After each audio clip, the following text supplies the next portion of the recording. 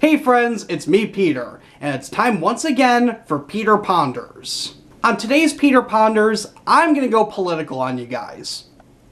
Wait, don't go away, hear me out. As I'm sure you're all very well aware, I'm a political junkie. I follow politics like it's nobody's business. I can name all 100 members of the United States Senate, all 50 United States governors, and most of the 435 members of the United States House of Representatives. In fact, over the past 2 election cycles, I've actually done my own political analysis, following races all around the country. In the past, I've used Facebook notes to discuss politics and where I think races are going. But this time around, I've decided to use my YouTube channel to talk about politics and the races and where I think things are going. Thus, today begins my first of 3 Peter Ponders vlogs where I discuss different political races. In the first race, I am going to be talking about the governor's elections. Not just the ones up in 2016, but the 3 that are up in 2015 as well. I'll first be taking a look at the 3 gubernatorial races up this year, and then I'll segue into the races that are up for election in 2016. Without further ado, let's get started with the analysis. I'd like to begin with what I believe will be the most competitive gubernatorial race in 2015. Kentucky. Kentuckians are going to be electing a new governor this year because current governor Steve Beshear is term limited. Now, despite the fact that Republicans have a strong hold on the bluegrass state and control virtually every federal office except for one, statewide it's another story.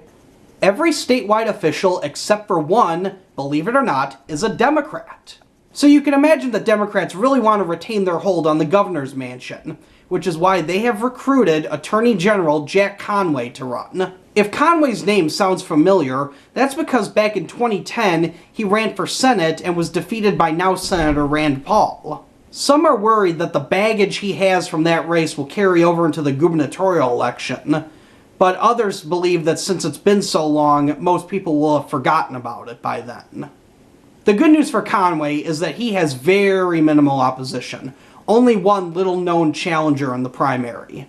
The same can't be said for the Republican side, which has 4 credible contenders running. They include State Agriculture Commissioner James Comer, the only elected statewide Republican official, and businessman Matt Bevin, who unsuccessfully challenged Senator Mitch McConnell in the 2014 Senate primary. Many see Comer as the one to beat, as Bevin, despite getting a lot of hype initially, had his campaign fizzle out towards the end and was easily defeated by McConnell. At this point, it's hard to say who has the better advantage.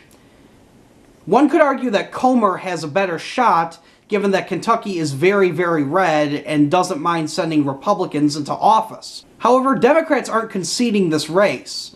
As I stated earlier, every statewide official except for Comer is a Democrat, and even though Democrats lost big in the Senate race last year, they still were able to retain their state Senate majority. At this early point, it's honestly anybody's game, which is why my initial rating for the Kentucky gubernatorial race is a toss-up. But unlike Kentucky, Louisiana's open seat gubernatorial race seems a little more clean-cut.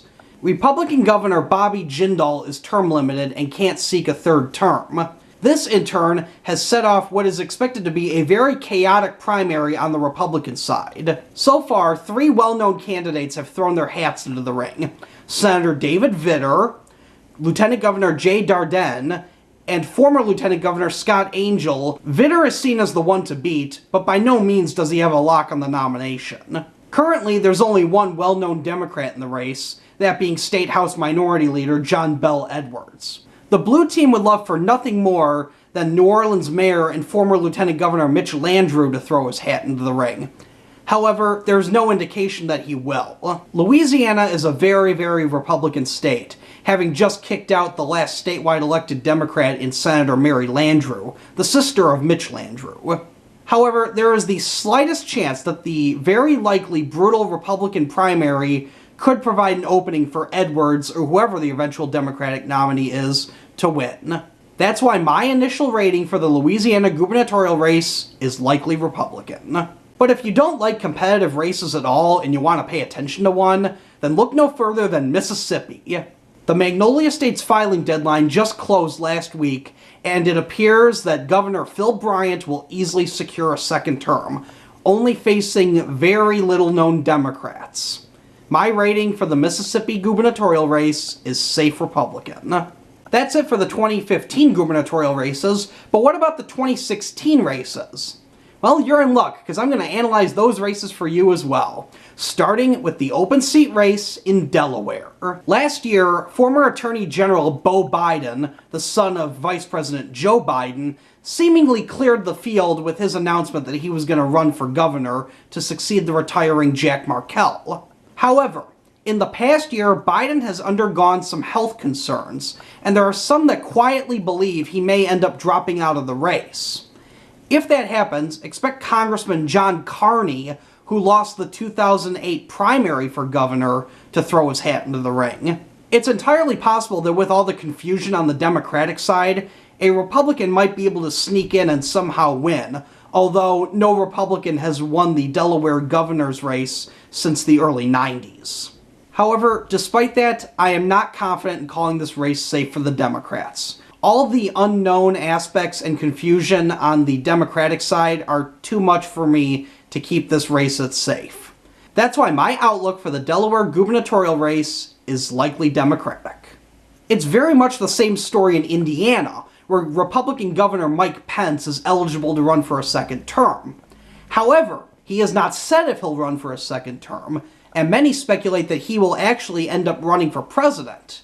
Indiana law prevents him from seeking both offices at once, though some members of the Indiana legislature are looking to change that law. But even if Pence decides to not run for president and seek re-election, I can't in good faith keep this as safe for him. Although he has monumental approval ratings, his victory margin in 2012, which was just about 4 points, is really too close for me to keep him from being safe. Despite not being seriously challenged, he still came dangerously close to losing. John Gregg, who ran against him in 2012, has already passed on a run. There are rumors that former Congressman Barron Hill could decide to throw his hat into the ring, but he hasn't said anything official yet. While we wait for Pence's decision, I can only call this race likely Republican. Now, if you want to pay attention to a competitive gubernatorial race in 2016, look no further than Missouri. Missouri is very similar to Kentucky, in that while Republicans control a lot federally, statewide Democrats still have some clout. Governor Jay Nixon easily won re-election in 2012, despite what was thought to be a serious challenge.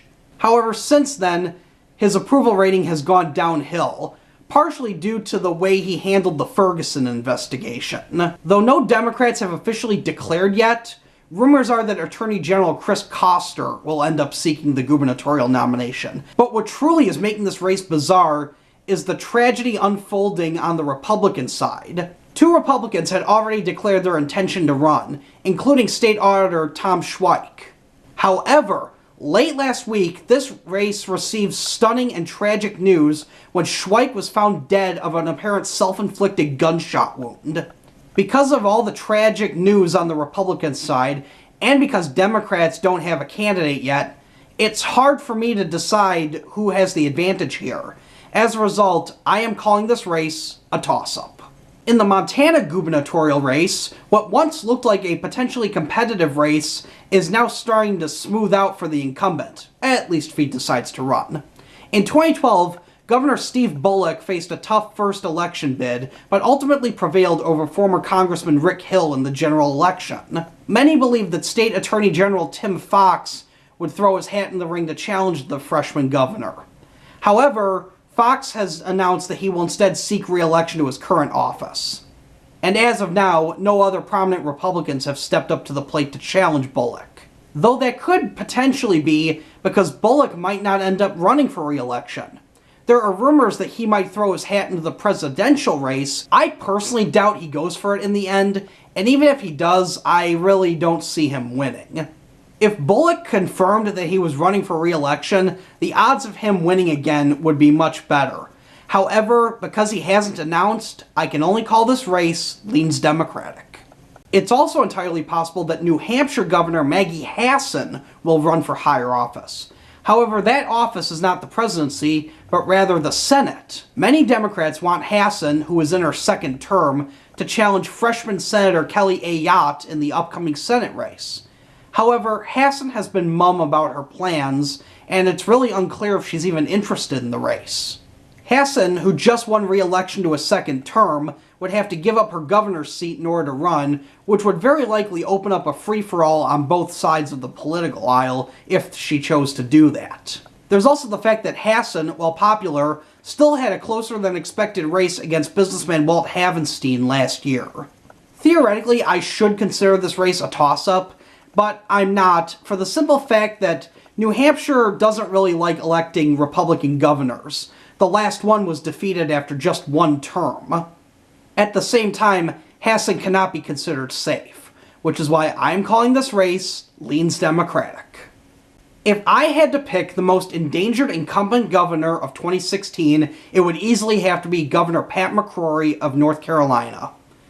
Although easily elected in 2012, McCrory has since developed a bad reputation.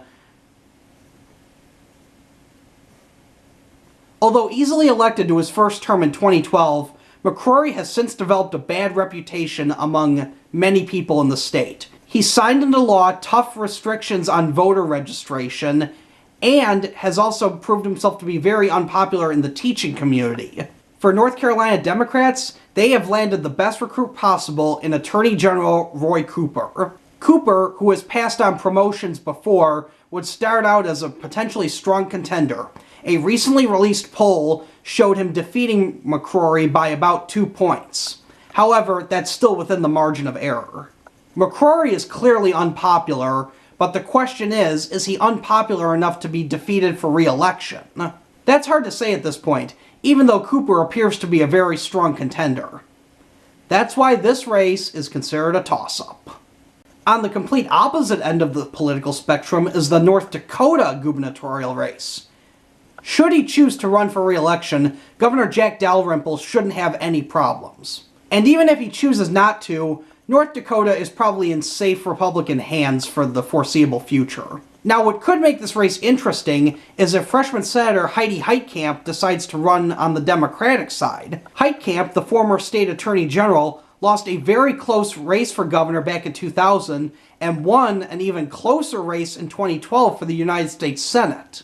She'd prove herself a credible challenger, but at this point there's no indication that she's planning on running. That's why, at this point, I consider North Dakota safe Republican. Now, I think it's safe to say that it's not an election season without special elections, and Oregon will be having a special election this year in their gubernatorial race.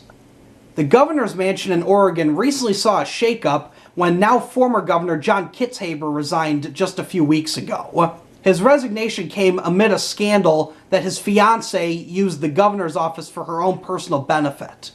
Kitzhaber, who was just re-elected to his fourth non-consecutive term as governor, was then replaced by Secretary of State Kate Brown. Brown will be on the ballot in 2016 for the remaining couple of years on Kitzhaber's term. However, it's not clear at this point if she'll face primary opposition or not. Republicans, on the other hand, don't have any obvious challengers, and they'd probably have better luck if Kitzhaber was still in office. The GOP also hasn't had much luck in the gubernatorial races, not winning an election in quite some time. Because of that, I consider this race likely Democratic. In Utah, Governor Gary Herbert will probably face a challenger in the primary, but quite frankly, that's all he has to worry about. The most potentially credible Democratic challenger, former Congressman Jim Matheson, has announced that he's going to become a lobbyist. As Matheson has apparently passed on the race, there's no doubt in my mind that Herbert will not face any serious general election challenge. That's why my rating for the Utah gubernatorial race is safe Republican. If there's one gubernatorial race that caught everybody off guard last year, it was Vermont's. Nobody expected Democratic Governor Peter Shumlin to have any trouble whatsoever. However, come election night, the Democratic governor of a very Democratic state surprisingly only got 46% of the vote, and because of a weird law in Vermont, only took office after his election was approved by the state legislature. Some have speculated that Shumlin may not seek another term as a result of this, but nobody knows for certain. Either way, he has not announced if he'll run for re-election or not. Even more bad news for Shumlin, his 2014 opponent, Scott Milne, has said he's considering going for a rematch. Likewise, moderate Republican Lieutenant Governor Phil Scott has said he might end up challenging Shumlin as well. It's entirely possible that Shumlin will announce his retirement, allowing a potentially stronger candidate such as Congressman Peter Welch to run. But at this point, that's hard to say. Whoever runs on the Democratic side will probably be favored, since the Democratic presidential nominee will easily win Vermont without a problem. But because of the unknowns, I can only give Democrats a slight advantage, which is why I'm calling this race leans Democratic. Now, if you ask me, Republicans running in the Washington gubernatorial race might as well say, so near yet so far. Why is that? Well, despite their efforts, and despite fielding strong candidates, Republicans always come up short of capturing the governor's mansion in Washington. In the 2004 open seat race, Governor Christine Gregoire only won by a couple hundred votes. And in 2012, now Governor Jay Inslee won a very close race against Attorney General Rob McKenna. Luckily for Inslee, McKenna has passed on the race, and no serious Republicans have stepped up so far. It's entirely possible that Congressman Dave Reichert could enter the race and give Inslee a run for his money. However, there's no indication that he'll run, and he's passed up opportunities for promotion before. Inslee will also be helped by the presidential race, as Washington is pretty much guaranteed to go Democratic. However, I don't consider Inslee himself safe, which is why he is only listed as likely Democratic. Finally, West Virginia. Once a state that was reliably Democratic, Democrats are now a dying breed in West Virginia. In 2014, not only did Democrats lose the open seat Senate race and a competitive open seat House race, they also lost a House seat they had held for almost 40 years with the defeat of Congressman Nick Rahall. So does that mean Democrats are doomed to lose the open seat gubernatorial race, being left open by term-limited Governor Earl Ray Tomblin? Not necessarily. That's because Democrats could have a secret weapon in Senator Joe Manchin. Manchin has openly expressed his dislike of the Senate on numerous occasions, and has said he wants nothing more than to return to West Virginia. It's entirely possible that he could reclaim his old office of governor, which he held before joining the United States Senate. If he enters, he'd be a heavy favorite to win. Manchin's entry in the race could also potentially scare off any other Republican challengers, making his election much easier.